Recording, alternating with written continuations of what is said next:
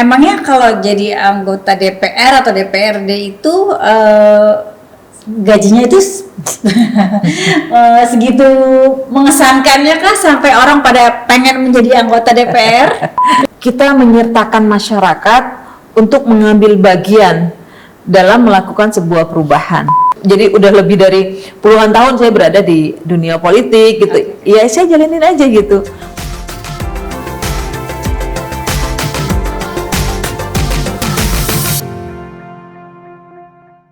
Assalamualaikum, saya Redia dari Lunar Academy. Kita ketemu lagi di Lunar Academy Podcast. Hari ini kita kedatangan tamu istimewa, Ibu Rifko Abriani. Selamat datang, Ibu. Makasih, Bu Redia, sudah Beliau diundang. ini mantan anggota Dewan DPRD daerah ya, betul ya? DPRD daerah DKI Jakarta selama 2 periode ya? Ya. Masya Allah, 2009-2019. Sekarang kegiatannya apa, Bu? Sekarang kegiatannya ngurusin bisnis. Ngurusin bisnis. Beliau wanita karir pebisnis yang punya bisnis di mana-mana. Masya Allah ya Allah. Ngurusin partai baru. Sekarang juga ngurusin partai baru. Apa tuh partainya? Partai Gelora Indonesia. Boleh tahu jabatannya apa di Partai Gelora, Bu? Saya di DKI Jakarta sebagai wakil ketua DPW. Oh, Masya Allah, perempuan wakil ketua DPW. Gimana itu bisa mencapai ke sana ya? Udah biasa sih ya, Bu ya. Ya. Bu, boleh tahu nggak kenapa sih kok suka dan hobi atau punya passion di bidang politik dan terjun di bidang politik, Bu? Aduh, ini pertanyaannya lumayan berat ya jawabnya. Enteng-enteng aja, Bu. Jadi gini, kayaknya sih itu mengalir aja ya. Mengalir. Saya juga nggak pernah tuh punya cita-cita aktif di politik sebagai perempuan politisi gitu ya. Nggak pernah juga. Masih kecil ya. Cuma memang saya senang beraktivitas di tengah-tengah masyarakat. Oke. Gitu ya. Ya bawaan saya tuh dari dulu tuh suka ngumpulin anak-anak di lingkungan. Terus ada aja tuh saya nggak suka ngeliat anak-anak bermain-main gitu kan. Biasanya saya panggil, saya kumpulin, ajarin mereka menyanyi, saya ajarin mereka mengaji. Kemudian saya ajarin mereka pelajaran-pelajaran sekolah, terus saya kumpulin remaja-remaja, yuk kita ajarin anak-anak ini daripada mereka bermain gitu. Itu sering saya lakukan. Jiwa begitu sosial berbaginya tinggi banget ya. Ya saya senang memang. Jadi terus begitu remaja saya kumpulin para remaja untuk menghidupkan Karang Taruna gitu. Kemudian membuat mereka menjadi produktif gitu. Nah kayaknya begitu tuh terus mengalir sampai akhirnya saya masuk ke dunia politik. Tapi mohon maaf nih Bu ya. Emangnya kalau jadi anggota DPR atau DPRD itu gajinya itu segitu mengesankannya kah sampai orang pada pengen menjadi anggota DPR? Ya, kembali ke cara pandang ya. Saya melihat peran politik, apakah dia sebagai pejabat publik, gubernur atau apalah, atau mungkin anggota dewan. Kalau saya fokus di anggota dewan, itu saya melihatnya bukan dari pendapatan yang sifatnya materi ya. Yes, Walaupun itu pasti ada berdampak ketika kita meyakinkan masyarakat pun kita harus mengeluarkan materi gitu kan. Saya lebih cenderung melihat bahwa peran yang kita lakukan untuk membantu masyarakat menjadi lebih luas lagi. Dengan kita menjadi anggota dewan, kemudian kita bisa melakukan sesuatu yang lebih besar lagi ketimbang kita berbuat untuk masyarakat sementara kita sebagai personal gitu, sebagai pribadi gitu kan. Seberapa sih kalau pribadi bisa membantu? Paling kan tetangga, jangkauan kita paling 10-20 orang gitu kan. Kemudian kita bisa menyelesaikan masalah juga paling apa sih yang bisa kita selesaikan, paling masalah yang sifatnya pribadi. Tapi kalau masalah sifatnya kebijakan kita kan nggak bisa melakukan apa-apa. Nah tapi dengan kita menjadi anggota dewan kita bisa membantu masyarakat lebih luas lagi kan, dengan kebijakan anggaran, dengan kebijakan peraturan misalnya sebagai tugasnya anggota dewan gitu. Jadi peran itu lebih banyak bisa diambil gitu. Oke, soalnya kan di grassroots itu kan yang dalam pandangan masyarakat umum orang tuh jontok-jontokan pengen masuk jadi anggota dewan sampai harus berbuat curang, ada yang namanya serangan fajar segala macem gitu loh, sampai segitunya gitu. Sampai saya berpikir emang segitu tingginya kah pendapatan. Ternyata kalau kita memang mau jadi anggota dewan beneran banyak hal yang bisa dilakukan untuk perbaikan di masyarakat ya Bu ya. Jadi bukan hanya masalah pendapatan aja ya, itu pasti akan mengikuti ya Bu ya. Ya. Lalu untuk yang kaum perempuan sendiri Bu, menurut Ibu apakah perlu terjun dalam bidang politik? Kan nggak semua orang seperti Ibu tuh Bu. Iya. Kalau kan tadi saya udah bilang kalau kita berada di lingkungan politik lalu kita menjadi anggota dewan, kita bisa banyak berbuat. Nah, kalau misalnya perempuan semua berpikir enggak takut gitu kan. Itu kan dunia beresiko, dunia kerja keras, ya kan, ya bukan perempuan banget gitu. Terus nanti siapa dong yang memperjuangkan hak-hak perempuan? Oh iya, iya juga ya. Belum tentu bapak-bapak memperjuangkan itu ya. Oh iya betul. Jadi banyak hal yang sebenarnya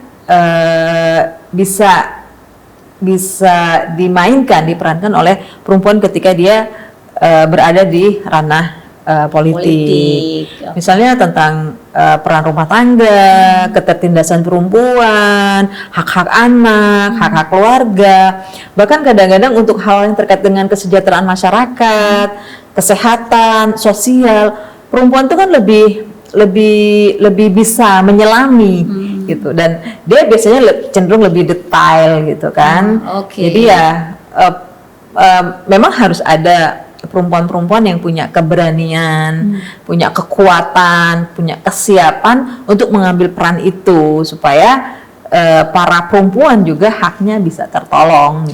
Nah, yang menjadi masalah di perempuan itu sendiri Bu ya, itu adalah masalah domestik, masalah perizinan dari suami. Nah, kalau seperti Ibu kayak gini nih, politisi perempuan, apalagi 2 periode, pasti kan dimulai dari beberapa tahun sebelumnya. Itu dapat izinnya bagaimana, dan negosiasi sama pasangan gimana sama keluarga tuh Bu? Yang pertama memang komunikasi ya.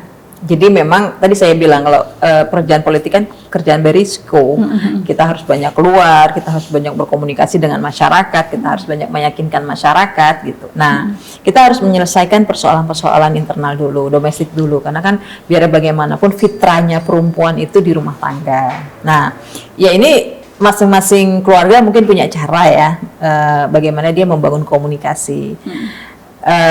Kalau saya pribadi ya saya selesaikan dulu dengan suami, dengan anak. Kita komunikasikan ini loh, saya mau melakukan ini, saya akan maju menjadi calon anggota dewan, saya akan mengambil peran sebagai peran politik. Kemudian suami mendukung, suami mengizinkan gitu. Kenapa suami mengizinkan? Mungkin dia merasakan bahwa selama ini tidak ada persoalan di dalam rumah tangga. Tapi memang ketika perempuan mengambil peran politik berarti dia mengambil peran double, peran ganda.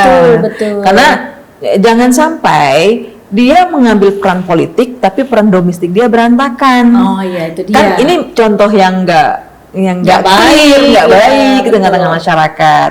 Nah, maka dia harus punya bagaimana dia punya kemampuan, kekuatan memanage urusan domestik dia.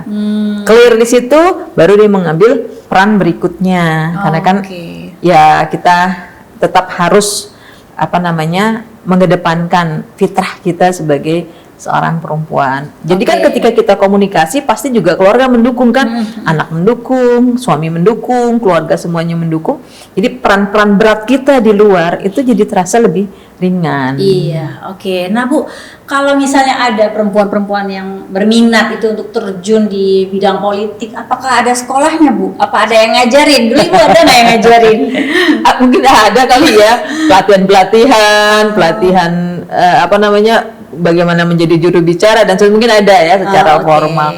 Kalau saya tuh jujur, saya tuh nggak pernah ada pelatihan, nggak pernah ikut pelatihan, nggak pernah ikut belajar. Ya jadi mengalir aja, begitu mengalir ya mungkin bawaan orok kan. Ditakdirkannya ibu dikasih ya. Ada nggak politikus perempuan yang menjadi idola atau benchmark dari ibu? Atau pemimpin perempuan dunia siapa gitu yang ibu anggap itu sebagai contoh yang baik atau gimana gitu? Jadi saya menjalani hidup itu saya jalanin gitu. Gak ada idola. Kalau saya mau bilang saya nggak ada idola nanti kayak sombong ya. Tapi ya memang ya saya jalani aja. Ini kehidupan itu saya jalani gitu. Saya menjadi politisi juga bukan karena saya mencintai ini, mencintai itu. Intinya saya cuma satu yang saya sadari betul, saya tuh senang kalau melihat orang senang. Dan saya sangat susah kalau melihat orang susah. Jadi saya selalu ingin membantu orang, itu aja gitu. Terus ya udah saya jalani hidup mengalir gitu, seperti itu. Ya akhirnya saya pada posisi ini, saya terus menerus berjuang, berbuat gitu sampai akhirnya sekarang pun saya terus, jadi udah lebih dari puluhan tahun saya berada di dunia politik gitu. Ya saya jalanin aja gitu. Bukan karena saya bangga terhadap suatu hal gitu. Jadi agak susah gitu ya. Semua pasti ada apa namanya, ada kelebihan-kelebihannya ya para tokoh-tokoh, pemimpin perempuan. Nah, sini agak sensitif. Biaya politik itu mahal ya sih Bu? Relatif. Boleh dong. Relatif ya. Relatif. Kalau orang bilang biaya politik itu mahal, saya nggak melihat begitu gitu. Jadi relatif. Jadi gini, kan berpolitik itu adalah kita menyertakan masyarakat untuk mengambil bagian dalam melakukan sebuah perubahan gitu. Nah, kadang-kadang kesadaran itu yang seringkali tidak orang tuh sering menganggap masyarakat itu subjek untuk memilih dia, gitu. Subjek atau objek untuk memilih dia. Padahal sebenarnya kalau saya itu mengajak, gitu. Jadi saya tuh rajin turun ya, rajin komunikasi, lalu saya ajak bicara para tokoh masyarakat gitu, yang pada akhirnya nanti dia dengan senang hati memberikan suaranya, keterwakilan suaranya kepada saya gitu. Begitu nggak ada cost-nya, ada cost gitu. Tapi ya tadi saya bilang, apakah besar atau enggak ya relatif. Sejauh mana kita bisa meyakinkan masyarakat untuk kemudian dia berpihak kepada kita. Oh, I see. Oke, Bu, ada nggak pesan buat para perempuan Indonesia, minimal ya, khususnya di perempuan di DKI Jakarta, sebelum terjun berpolitik, apa pesan-pesan? Pilih saya. Oke, belum ada nomornya ya. Oke, pesan yang lainnya. Jadi kepada para perempuan, ayo kita sama-sama berbuat untuk masyarakat, untuk Jakarta khususnya, apapun peran-peran kita. Peran sebagai perempuan politik itu salah satu peran, tapi banyak peran-peran yang lain yang bisa kita optimalkan. Setidaknya kita didik anak kita dengan tepat, dengan benar, kita besarkan dia dengan tujuan yang clear. Itu juga merupakan peran yang bisa kita ambil para perempuan untuk membentuk generasi ke depan menjadi jauh lebih baik lagi. Oke, terima kasih banyak. Terima kasih Bu Redia untuk sore hari yang sangat sudah mendung ternyata ya di luar ya. Iya. Oke, para sahabat semuanya UMKM DKI Jakarta dan seluruhnya di Indonesia, demikian podcast hari ini dari Lunar Academy. Sampai ketemu di episode yang berikutnya. Assalamualaikum.